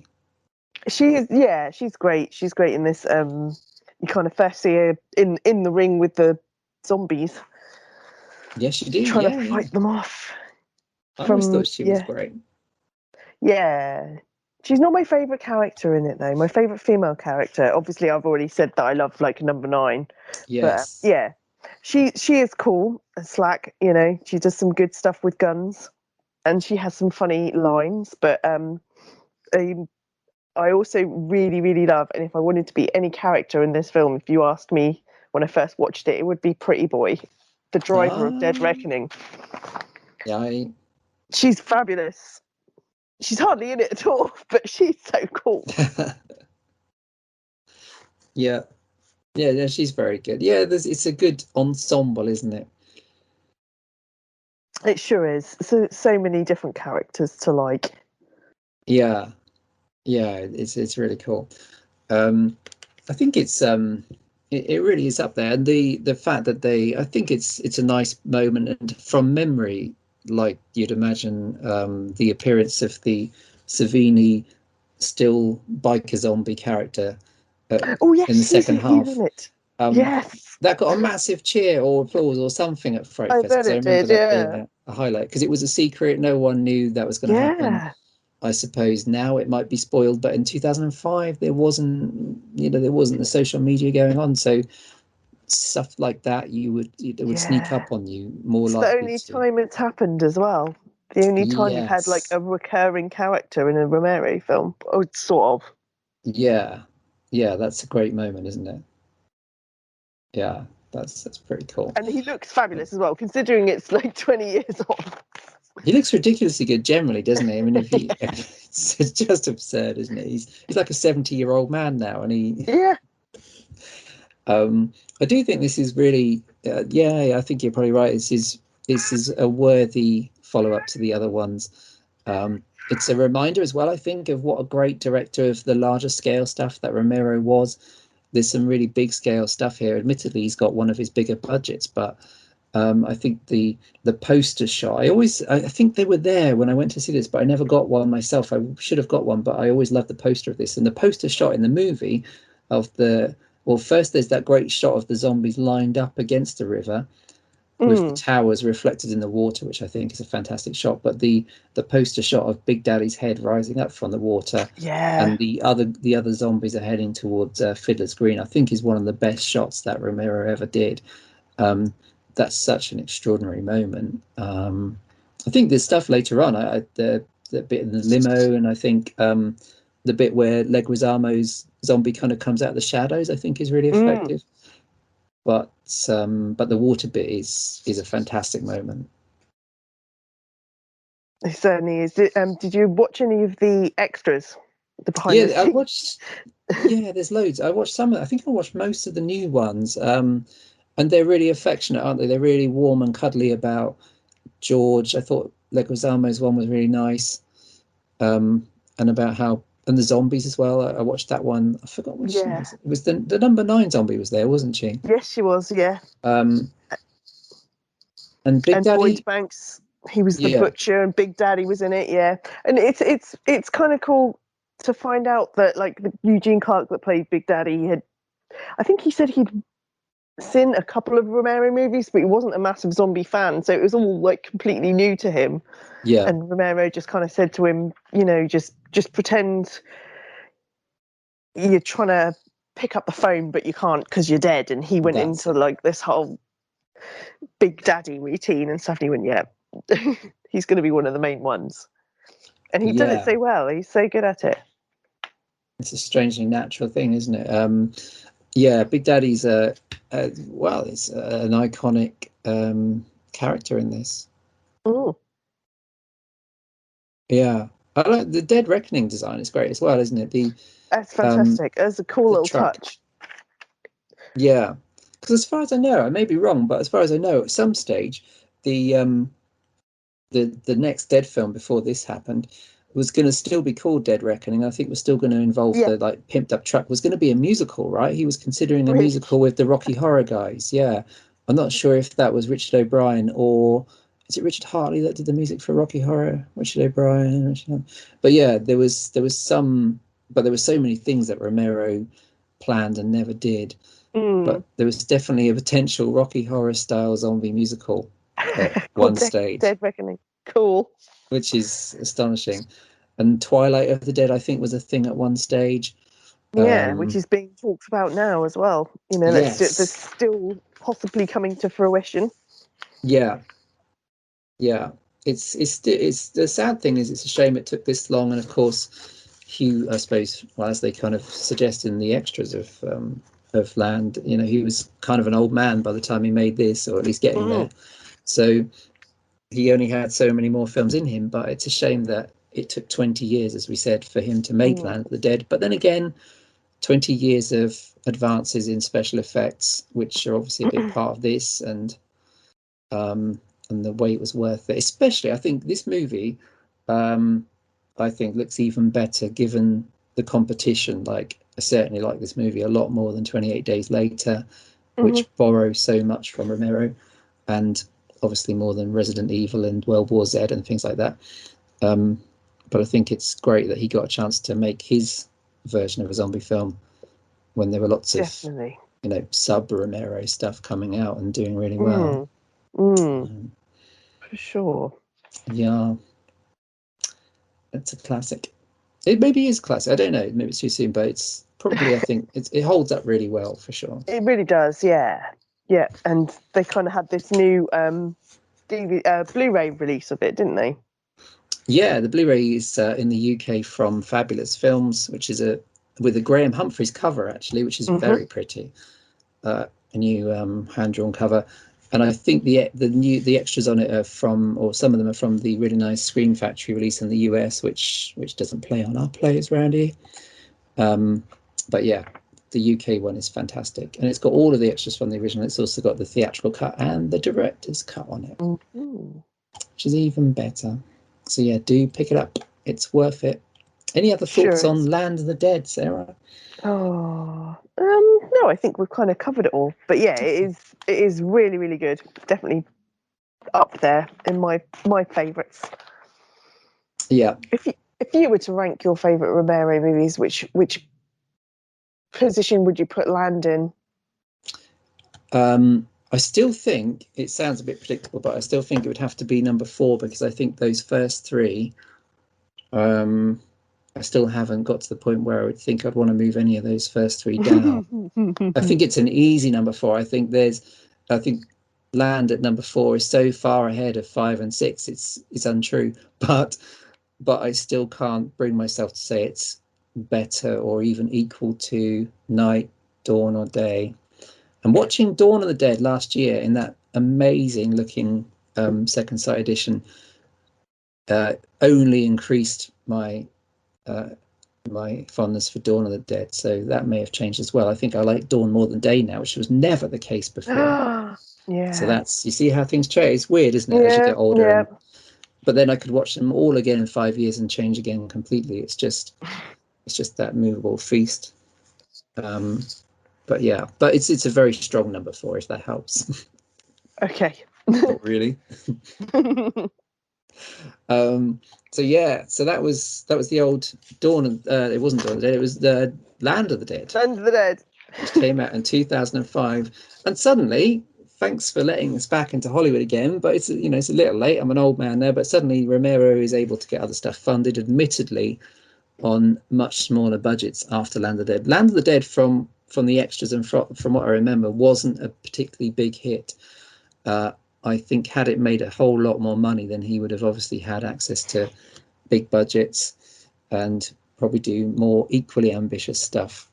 But instead, he went almost and interestingly back to basics and made a low budget film, which happened to fit into the then current found footage trend. And I don't know about you, but around the time, I can't remember if it was before or after Diary of the Dead, I watched and quite liked The Zombie Diaries. What do you think of that one? Oh yeah. Well, what Zombie Diaries? Yes, I love that film. That's a good one. It's genuinely creepy at times, isn't it? Yeah, yeah. That's of course one I haven't watched for a while, but I've got it in my collection. But yeah, that's yeah a good Yeah, found footage zombie thing in the vein. it is. Yeah, I always remember that one. I don't quite remember where I saw it, maybe just at home, but it's kind of small scale British one that did Mm. succeed in making zombies quite scary and creating the sense of some dread, Romero did it. So in 2007, it was Diary of the Dead. Um, Strangely enough, I'll let Sarah do most of this, but strangely enough, I saw this one at like a Fright Fest night event, and Romero was for this one as well, where he was, usual kind of charming, honest self. And I vaguely remember um, him talking about, people, all of these things. In fact, people would always say, "Oh, fast zombies, slow zombies," usual Q&A kind of stuff. But yeah, so I saw this at like an all-night event in London some point in 2007. But what about you? So, Diary of the Dead, Sarah, set it up. What's Diary of the Dead? What's your thoughts? What's it all about? Diary of the Dead, like well, as you say, it's kind of like a found footage. It definitely doesn't follow on from Land of the Dead. Doing some research and looking into things, a lot of people kind of say it's like a kind of updated version of Night of the Living Dead Mm, because it's kind of set at the start of the yeah, zombie apocalypse, as you know, when no one knows what's going on, people are just coming back to life and biting the shit out of each other and killing everyone. yeah, Yeah, so it follows a group of students who are film students who are making their own like horror movie. And they're making a kind of like Hammer horror, old school, black and white type mummy movie.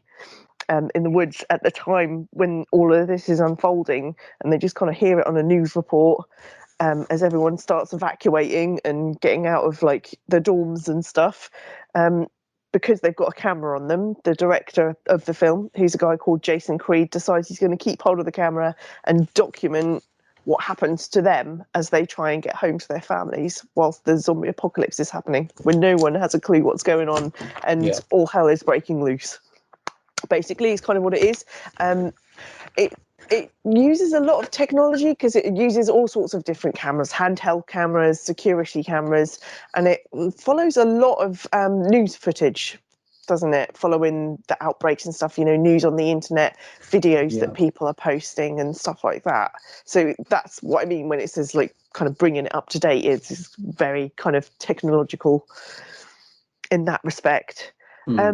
It's done really well because of the fact that there's so many different cameras. It kind of brings you closer into it. With some found footage films, I mean, Wreck was out the same year as Diary, wasn't it? And I would say, that is a lot more frantic. The shaky cam is all over the place. Whereas in Diary of the Dead, it's a little bit calmer. It's a little bit more involved. It's a little bit slower. You kind of get a little bit more of a sense of dread rather than just sheer panic. Yeah. But I think it's done really, really well. I like that element to it, and I like it's definitely not very humorous in regards to like Land of the Dead. All of his films have got a certain amount of humor in it, whereas this one only has that one kind of little bit at the start, doesn't it, with the Hammer horror type feel, and the mummy and the screaming and the why do women always fall down and their dress rips and stuff in movies like this, and then later on in the movie it happens to the actress who was supposed to be doing that. There's a guy who spends the whole film dressed as a mummy, which is kind of cool. But yeah, apart from that, it's played very serious. Yeah, it is. Yeah, this one really is a downer, isn't it? Because it is a downer. Yeah, it's narrated in this very bleak style by what's her name, thingy. Deborah. Finch McGee. Yeah, Deborah. And she's the kind of somber narrator. And I suppose when I was watching it again, I was thinking, oh, it's a bit creaky because there is. Although I suppose in one way it's kind of good, which is that as she's narrating, she explains some things that usually you would question in a found footage film. Like, she says, "Oh, I've edited this and I've added music to try and make it more effective and to hope to scare you," which I thought, oh, okay, so you're covering all bases, George, because normally, obviously, we're going, well, where did that music come from? Who edited this? Who found this? They took time to put it together like a real film. There's some things that I think are really good about it. I think it's not the best by far of these things. It is more serious, and maybe that's a good thing. It came out of a very serious time, I suppose. I quite like that it's consistent with his kind of worldview. I think in Night of the Living Dead, of course, the characters were too busy kind of annoying each other or having different ideas as to the way forward to come up with any kind of proper survival plan, so they all die. And here, it's a new technological age, as you said, and YouTube and a lot of stuff. Quite amusingly, they upload it to MySpace at one point, which is maybe something that dates it. But these guys, they're too busy kind of getting their voice out there and getting their footage uploaded that they forget to work together and try to survive in that way. And I quite like the fact that in the original, everyone's relying on, just the single radio broadcast to tell them what was doing. But now everyone's got their own opinion on what's going on.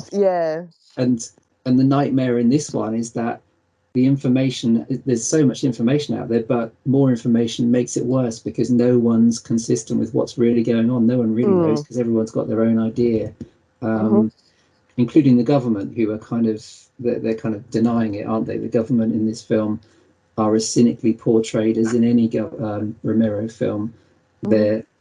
they're what we rely on at a key stage in the crisis, but the shit hits the fan and no one's there to help. So I think that stuff's really, this movie is very consistent, as you said, with an origin story like Night of the Living Dead, and it's just as bleak Mm-hmm. in terms of what they face. It's just a shame that all the characters are idiots and annoying. Oh yeah, that is the thing. Yeah, it's definitely the worst cast Romero movie ever. It after is, yeah. after Land of the Dead, where you're like, oh my god, I love that character. Oh my god, I love that character. Oh, he's great in this. She's brilliant in this. You're like, oh my god, I hate him. I hate her. Oh my god, what's wrong with her? The girl Deborah, the girl that is narrating and stuff over it. Oh my, I didn't realise the first times I watched it, I was just like, yeah, she's a bit bossy. But on this recent rewatch, I was like, oh my god, she's an absolute bitch. She's just awful. It's like, how can you spend any time with her? She's just such a downer. She's so bitchy and moany and oh. Yeah, that's such a big part, and I'm the same because I looked back at my notes from 2007, which is shocking that it's so long ago, and you know, I was really impressed with how bleak it was. I've noted things like, oh, I love the fact that, you know, they're filming all this stuff like people have to in a found footage film, otherwise the film we're watching doesn't exist. But they're also questioning. They're like, oh fuck, you know, we're doing all this, but who's going to be left to watch it? Mm. And I liked all that stuff back then, but now I think because the characters are so obnoxious, including the annoying, the British boozy, Oh, the the English teacher. stereotype twat. Yeah, he's so pretentious. Exactly. And it's a real shame because Romero is a very smart writer, but he has written some very annoying and dumb characters here. I Yeah. hated Jason, the you know, this annoying Yeah. documentarian that's a twat, and as you said, the use of the narrator. Not only is she an awful human being, but I think this time around when I rewatched it, the attempts to be quite profound were really, really clunky and heavy-handed. Like, Mm. you know, it's us against them, except they are us. Oh, you fuck off. Yeah. um, and that's a shame. I think I hate to say it, but I think part of it is bad writing, but I also just don't think the cast are particularly interesting or charismatic. Very much a No. contrast to Dawn of the Dead and Land of the Dead and Day. Well, actually, all of them. Hmm. Night has a very good cast. Oh god, yeah. Um, Yeah, yeah, that's what is definitely the weakest. I mean, there's only two characters that I kind of felt for. One of them was Mary, which was one of the first girl that was driving the Winnebago, oh who yeah, runs into the zombies in the Winnebago and then tries to kill herself yeah. because she thinks she's just killed a load of people. And Ridley, the guy who was the mummy, he was funny. Oh, okay, yeah, I get that. Yeah. Um, from when I rewatched it in my head, I think I'd bigged up a very small part because I was thinking, surely the Amish guy should have showed up by now Oh God, yeah, he was great. Yes, I forgot all about him. because he I shoves loved a him. what's he shoving his face, a scythe or a sickle or something. He Yeah, puts it he's in his got a own face. yeah, yeah, yeah, yeah, yeah. Because he gets bit. Yeah, yeah. No, that's cool. I completely forgot about him. Old Samuel. In my head, he was in it much more, and of course, he's in it for about Yeah, 3 minutes. yeah, But I think he's a memorable character, which this film otherwise lacks. I guess that's it, isn't it? I guess otherwise yeah. there isn't another Samuel. And I quite like that rural. I quite like the setting of Pennsylvania and stuff, and the That venture into was very Amish Night of territory. the Living Dead as well. When they turned up to the Yeah, farmhouse and stuff, I was like, oh yes, very, back to very basics. reminiscent. Yeah, no, oh, I can't believe I always forgot about him. That is a great death. That is a very good way to go. They do a couple of inventive kills Oh, in this. And defibrillators to yeah, the to the head. nurse. Yeah, Yeah. there's the Um. zombie, the acid head, the acid had Yeah. eaten Yeah. away part of his In head. the warehouse. Yeah, eating away his brain and stuff. Yeah. I mean, there's a couple of inventive things, and yeah, the Samuel like taking himself out because there's a zombie behind him with the scythe through his face. Yeah, Yeah, it's cool, but there is a distinct lack of zombies in this compared to all of his other movies previously. yeah, and I think Even that's Night it. has more.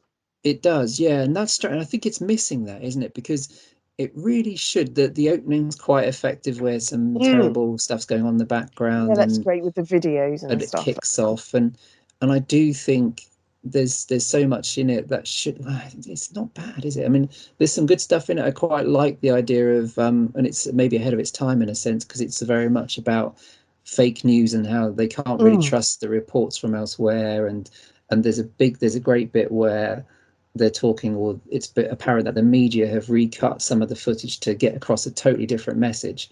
And you even get George Romero's cameo as part of that, isn't it? Where he's going on about immigrants, I think, isn't he? Yeah. And there's cuts to videos on people's phones and stuff like that. So I think that's quite good, and especially now after fake news and all that stuff, I think that this movie was kind of talking about that stuff. But at the same time, a lot of it does feel very kind of reheated Blair Witch stuff, like the conversation about, oh, why do you have to film everything because you think it's not real until you film it. That's totally out of Blair Witch. It feels a bit, Yeah. it feels very third hand. And even in 2007, that was almost a decade after Blair Witch. But yeah, it's a shame, because I think, with more zombies, with more of a real threat like there is in Night, it may have held up better. You'd still have the obnoxious characters, but it just seemed to be missing some kind of momentum, which Land has loads of. Yeah. Yeah, It it's a does. bit, Yeah, exactly. It could have definitely done with definitely more zombies. There's no hoarding thing. I think the biggest amount of zombies you see in one point is the swimming pool. Yeah, that's a larger It's just scale. kind of one or two dotted about the place. Mm. I mean, I suppose when she goes home and finds her family have turned and stuff, it's quite distressing. And you actually get to see, they've gone there with the child again. Her little Oh brother yeah, has turned and attacks them. But yeah, yeah, it is just the odd one here or there. yeah, which is a bit of a shame.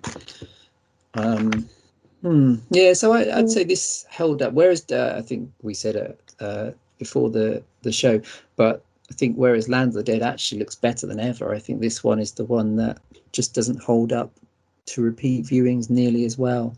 No, definitely not. And maybe that's mostly about how this kind of format, the found footage format, is very much of its time. Maybe that's a big part of it. I mean, I'm a big fan of Blair Witch, and I think that still holds up. But a lot of the things that came after that, Wreck, very much holds up, as we discussed on the show a few months ago. But I'm just wondering if Romero's film is a victim of another found footage film, and this one doesn't have enough zombies, and it's also got Michelle, what's her face, bitch face, or where? Well, Michelle, is that her name? Michelle Morgan. Oh, yeah. God. Yeah, it's a bit of a shame. It has a couple. Well, it has. We said in Land, obviously you have Tom Savini turning up as his character from Dawn. So this doesn't exactly do that. As I said, that's the only time that's happened in a Romero movie. But you do have a character. Well, the actor Sean Roberts was in Land of the Dead. He played the kid that gets killed early on in the shop when Cholo's like getting liquor and stuff. But he returns for Diary of the Dead and plays one of the characters, Tony, one of the ones that survives. Probably the jockey one that isn't as horrendous as Jason. Yep. Yeah, Jason's a bit of a knob. Yeah. But yes, that was Sean Roberts played him. And then we have the appearance of just a very brief appearance when they're in the Winnebago. They get robbed. So they've managed to get to a part of the city and they've borrowed some supplies off people and they're on their way home. They get stopped on the road by a bunch of soldiers who blatantly rob them. They think they're going to save them and they kind of rob them. And the little group of soldiers appear on the camera, kind of get a little bit of fame because they're put on the internet as he's doing that. But they crop up again later in a different movie as well. Oh yeah, that was a bit of a crossover. Yeah, it does all kind of connect, doesn't it? It's got stuff going for it for sure, hasn't it? And the downbeat ending I think is okay. I think there's quite a nice last shot. It's another one of those moments where it's spelled out like on Sesame Street with the voiceover of "Are we worth saving?" But I still quite like the last shot, which ties it into Land of the Dead by kind of that image of zombies being used as sport. The natural extension of what humans will do when there's lots of zombies around and very few humans. But I really think the voiceover and the kind of attempts at depth are really heavy-handed, and maybe it's just because of how it's done with the narration from an unlikable character. Maybe that's a big part of that.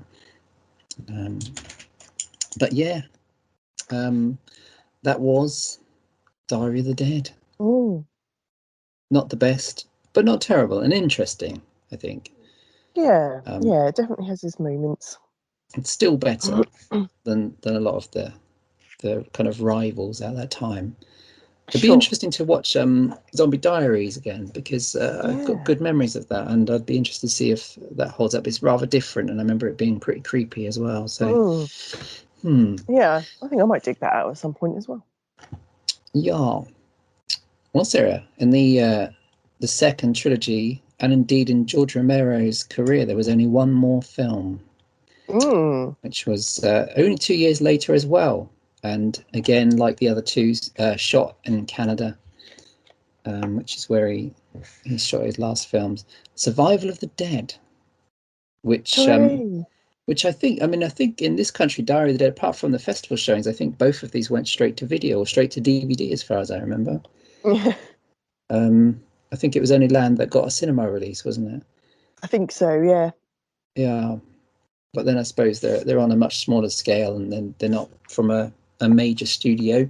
So set us up for 2009 Survival of the Dead, the last in the run, Sarah. Ah, yes. Okay.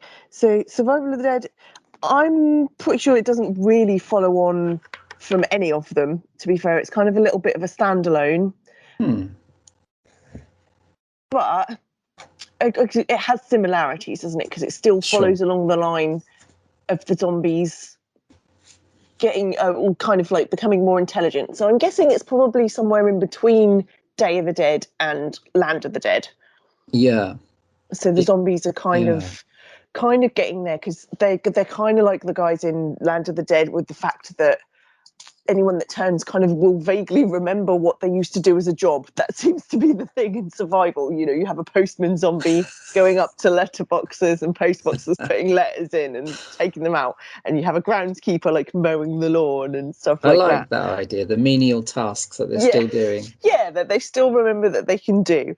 It's kind of along the line of, it's trying to decide where is best to go as well as a survivor. So you would think to yourself, being in a city is a really, really bad idea. Where would be a good place to go? You'd want to go somewhere like an island.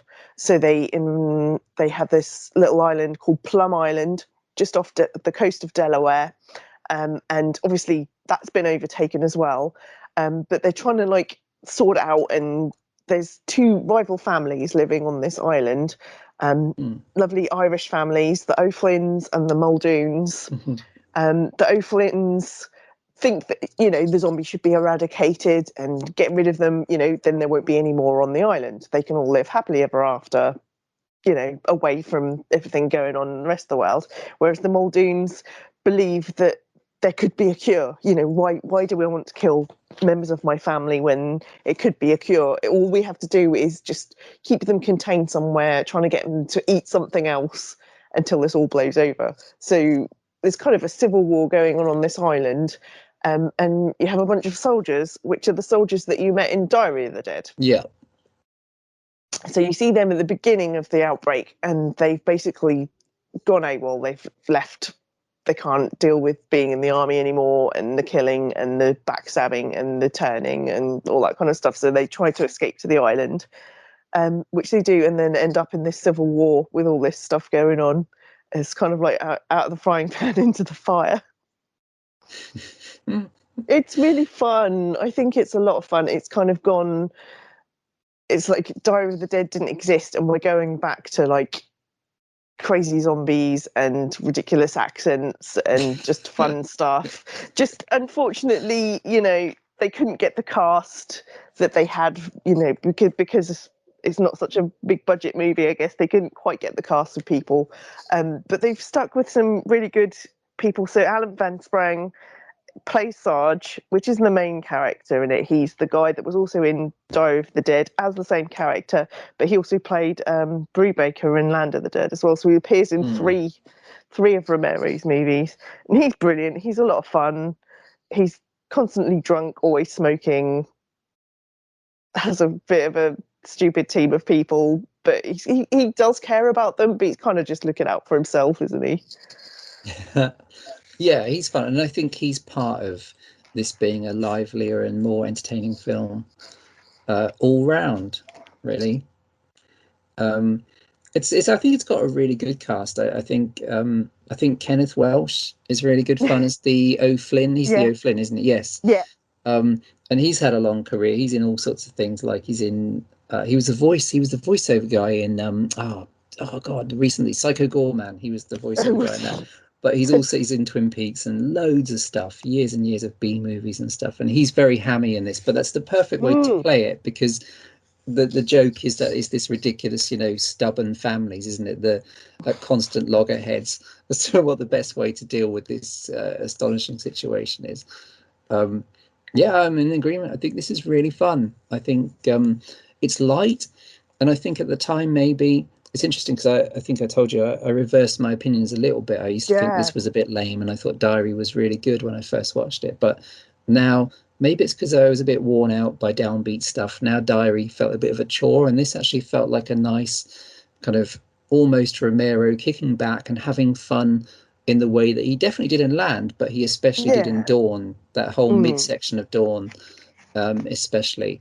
Night is very very intense, of course, but a lot of Romero's stuff is very humorous, and that's Creepshow is very light-hearted as well. And I like the fact, I remember reading about Romero loving westerns, and I like the fact that he got to make his own western with this, complete with shooting in widescreen, which he never used to do very much, and the plot is basically the old western plot from the Big Country. The two major families, the O'Flynns and Muldoons, each with their own ideas. One zero tolerance to zombies, blah, should exterminate them. The other, let's keep them chained up until there's a cure, a miraculous cure comes along. So I really like that he got to make within his zombie movies a western in effect. And the only sad thing is, I'd like to have seen more, not more like this, but more kind of him experimenting with the zombies and doing lots of other new stuff with them. Because clearly he was having fun with probably Diary as well, but especially with this one, which is a Romero world. And I think, like in the other films, the zombies are not always a threat. Sometimes they're just a nuisance, and sometimes they're totally irrelevant. Like in Dawn of the Dead, there's periods in Dawn of the Dead where they're totally irrelevant. And in here they're used again for sports, like we saw in the other films, but also just for slapstick kind of silliness and zombie mailmen, as you said, and and zombies riding horses. The horse scene is quite a nasty horse kind of ripping apart bit, isn't there? Well, she bites it. Yeah. I don't think they had. Well, I think at the end they all kind of like bring it down, don't they? Yeah. When everyone else has killed themselves, and the point has been made, then they decide they're going to eat the horse. Yeah, there's a great bit. There's a really funny bit where there's a guy sitting on the roof of a shed on the pier, and he's fishing for zombies. Yes. And he accidentally hooks one behind him and pulls it up onto the roof. Fantastic. Yeah, absolutely. Yeah, and that's where this is much more fun than Diary of the Dead. And it doesn't attempt to have the profundity. It doesn't attempt to bring in a message or anything. It's mostly just about having fun, really. I think with the setup. Yeah, and wouldn't it be good to find an island? Oh crap! It's run by maniacs. Yeah. And just sheer, they're actually quite likable characters in their way in this one, but sheer human stubbornness and ignorance and, will get themselves killed to prove a point kind of thing. I like the kind of the loose carryovers. You mentioned some of the carryovers from Land and Diary, but I quite like the little ones. Like I think it's Kenneth Welsh. I think it's O'Flynn that uploads the video onto YouTube, um, just so that more people will show up and pester Muldoon and Yeah, get in his yeah. way. I like the spiteful thing of that, but also the connection to, uploading videos as in Diary of the Dead, but this time with a very different tone, and the connection of the Pennsylvanian community, albeit shot in Toronto. Um, yeah, it's quite cool. It's notably gorier. I mean, there's some good gore in here, and there's some kind of awful CGI Yeah, bits, which I at the time I thought were terrible, but watching it again, I was a bit like that. yeah, it is a little bit cringy. It's the flare gun, the kind of Yeah, cartoon eye popping that's disappointing, and the fire extinguisher as well, the same fire kind of extinguisher. thing. Yeah, and I think that the couple of those moments, especially maybe the kind of eyeball thing, that maybe works for, I don't know, Drag Me to Hell or something. But I think even though this is a lighter zombie film, I think you still need to have the less cartoonish gore. I think otherwise the threat becomes very kind of thin. Yeah, yeah, they pull it back together a little bit towards the end. They have a kind of a bit of an ode to Captain Rhodes, where one of the Yes, cowboys yeah, gets, torn to shreds in a very similar way to the way he went in Day. yeah, That yeah, doesn't look awful either. That looks like it's been proper thought out a little bit more. I don't think there was an awful lot of CGI in that. But yeah, the flare, the fire extinguisher. There was another one that was a little bit dodgy looking as well. yeah. Which is a shame because the proper gore is good, isn't it? Mm, There's an exploding head or two in there, which seems to be mostly practical at least. It's a shame. I guess I think on the extras on I guess on Land of the Dead, he talks about really not wanting to do CGI gore gags, but being mm, forced to a couple of times where mm. they just simply didn't have the time in the schedule, or they just didn't have a way to do certain things. So I'm guessing with a small budget one like Survival of the Dead, he was under some pressure to Yeah, just do it in the quickest way rather than the best way. Which I guess probably explains a lot of the stuff that we groan at um, these days. But yeah, it's a good cast. It bounces along quite nicely. It's a bit leisurely, I suppose, at times, but I think westerns tend to be leisurely paced. So I think the fact that yeah, it's not like massively action packed, but there is a lot of stuff going on as well, is probably about right. Um, it's not a classic, but I think it holds up quite nicely, doesn't it? yeah. It sure does. It has some familiar characters that you kind of recognise from his other movies and stuff. There's always one character in there, the kid. Yeah. Well, in this one, it's the boy, Yeah. and then you have the two soldiers. You have Tomboy and Cisco. Cisco's kind of cool, the kind of Spanish guy who ends up turning himself by biting a zombie. Oh, that was quite clever. When he was swimming, he just said the hand came up in front of his face, so before the hand could get him, he bit him. Probably not the best idea. Yeah, that's quite clever. That's yeah, I think it's some nice moments. I think the I always like the punchline. I always like the very last moment. I think it's very at the ending where it's basically the undead versions of Muldoon and O'Flynn's that carry their feud on after they're dead, and Yeah, they're standing in the pointlessly shooting. moonlight. Yeah, the Yeah, moonlight. ginormous moon. That's really Western side as well, That's isn't very it? At the Western. end, yeah, And the implication is that they're going to carry on firing empty guns at each yeah, other until, well, for the rest of their forever. lives. Until Yeah, till I their thought hands that was fall off. nice.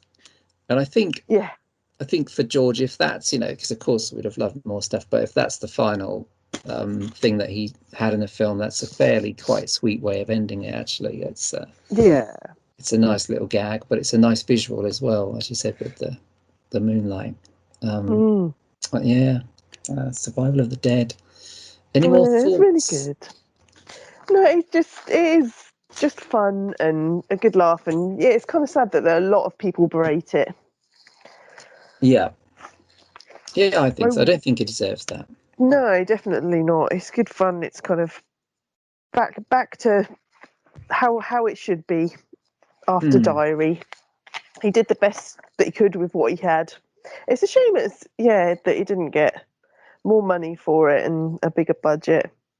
Yeah, that's mental, really, isn't it? You'd think um, it's a bit depressing. They could make about 36 Resident Evil films, and no one ever rewatches the Underworld films, but they made a fuck ton of those. But poor old George couldn't even get himself arrested at certain points. I'm guessing after this, though, I mean, I don't quite know, and I'd rather not know probably, but I'm presuming that his health probably wasn't the best in the last few years, so maybe he just physically wasn't able to do another feature-length film. Maybe not. I don't know, but No. that could well have been the case. Who knows? But it's not a bad note to end on, I think. And yeah, and it's good to know actually. Good, it was good revisiting that one. Yeah. It's I don't wonderful. actually have.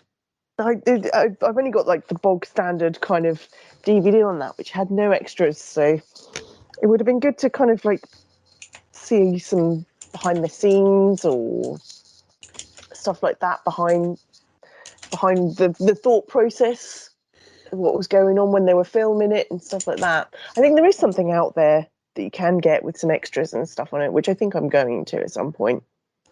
Yeah, there is a fancy edition. I think I don't know if it's an American one.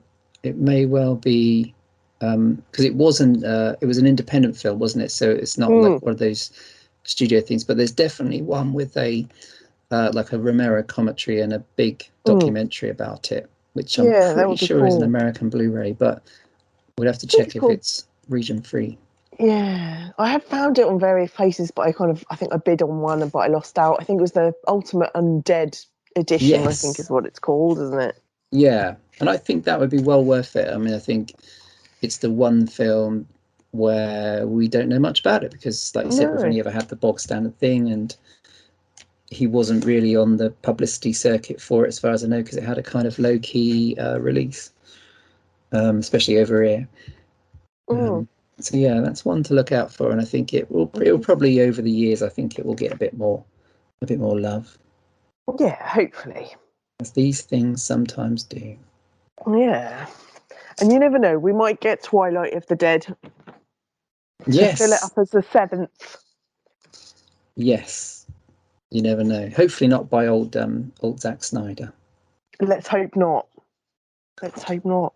Have you heard the rumours about the new is it Night of the Living Dead 2? Oh no. Yeah, there's a new one of them. I don't think it is like Romero related at all, although it seems to have people are saying it's got some characters from Day of the Dead. Don't actually know if it's the characters or Oh the no. actors. I need to look into it a lot more. Yes. But Be yes, very there's wary. rumours of that. Yeah, coming out. Oh no. That's slightly worried. There's been so many terrible ones, hasn't there? Like I remember, Mm. is there one called Children of the Dead? The one with Tom Savini as an actor? That's Oh terrible. yeah. That's really lame. That's so low budget. Um, and then there was the Day of the Dead remake, and then Day of the Dead Hmm. Contagion. That's another Hmm. one, which was just oh And then the recent Day of the Dead remake. oh that one as well. Yeah, I'd forgotten there were two. Yes, that Mhm. one. Oh good God. I think there's been a couple of Night of the Living Deads as well, not related, just in name. Yeah, there's that one. There's a Welsh one, isn't there, by that guy that makes cheap films in Wales? Isn't that Hmm. Night of the Living Dead? It's got something else to the title, but it's almost like a fake remake kind of thing. Mm. Isn't there one with Daryl Hannah in it as well? Oh, oh God, what's she doing in Oh, that? yeah, I might be getting confused. Oh, mate, probably. Yeah, they're out there, aren't they? Yeah. Um, and I'm guessing it's all to do with the thing that dogged them, which was that they never put a copyright on the original, which is why Night of the Living Dead Mm. shows up in clips on loads of horror films. Mm. They never made a penny from it because it wasn't copyrighted. So I guess you can take that title and do whatever you like with it, as has been proven by people that probably shouldn't have a camera. Yeah, crumbs. Well, yeah, that's really it. Alas, and a lack. That was good though, wasn't it? Revisiting the less popular gems. ones. Yeah, I think so. yeah. And they have been overlooked, and we do adore the old ones, but I think especially Land and actually the other two have got their moments for sure. Well worth revisiting. Oh, bless them. I'm sure we'll come back to other Romero stuff over time. Oh yeah, definitely. There's a lot of things we talked. I think last time there's a nice version of Martin that's coming out from Second Sight quite soon. Oh yes, which is a really interesting film. But yeah, we'll come back to old Gory George at some stage. Oh. But that's pretty much it for this time out. We do have a very exciting episode coming next time, though, Sarah. Yeah. We are going to be going back in time as we usually do, and we're going back to a long time ago called the 1990s. Have you heard of those? Oh my word, that's so long ago. I was like small and everything. Yes, I was only just around in the 90s. I'd been born, at some point during that decade, crawling out of the womb, claws intact, all 12 of my toes, clinging on for dear life. The 90s. Good old 90s. We're going to be revisiting not just the 90s. I mean, we're going to be more specific. We're going to look at horror in the 90s. We could have done children's TV, but that's another time. And looking at our favourites. And actually, there's quite a lot to choose from, Sarah. There's some good stuff what was done when we was youngish. I was old, and I was at high school in the 90s. Unbelievable, I know. And I was old enough by the UK law to watch Scream, because I was 18 when Scream came out. Shocking. The law said it was okay. But yes, it wasn't just Scream, all bunch of stuff. We're going to be picking our favourite 90s horror films, having a talk about them, and then looking at some other ones that were kind of also very decent and some that were maybe not. But it's an interesting time of remakes, big vampire movies, the slasher comeback, the start of found footage, all sorts. Lots of Christian Slater. Christian Slater galore. Yep, he was all over the shop, wasn't he? All over the 90s. We all had his poster up on our walls. Oh, yeah. And we all had a story for our dads when he asked why he had lots of pictures of boys on the walls, or maybe that was just me. But yes, so join us next time for the 90s, a more innocent time. We'll be having some fun with that, I'm sure. Actually, the films were pretty upbeat. Like watching some of those 90s films, like, this is pretty cheerful for a horror film. The Scream films always had happy endings. Urban Legend, they're all quite light-hearted, actually. And it was only a bit later that everything got a bit despairy. But yes, that's next time. Otherwise, though, obviously, do check out the website, HORRORSCREAMSVideoVault.com, and also check out Benny Loves You, probably at BennyLovesYou.com, I don't know, maybe. And watch it many times. And anything else to say before we disappear into the night, Sarah? No, I think you've definitely covered everything. Whew, yes, exhausting. I'll have to have a Capri Sun and calm down. But thanks for listening, everyone, and join us for episode 22, the 1990s. But until next time, it is farewell from me. And goodbye from me. And also, remember, Benny loves you. He really does. We've just literally heard from him, and he says he loves you, especially you over there. He really loves you, and he doesn't like you as much, but he loves you. Yeah, that's official, straight from Benny's heart. And he has a big heart. All right, then. Well, bye for now, and thanks very much for listening. Bye.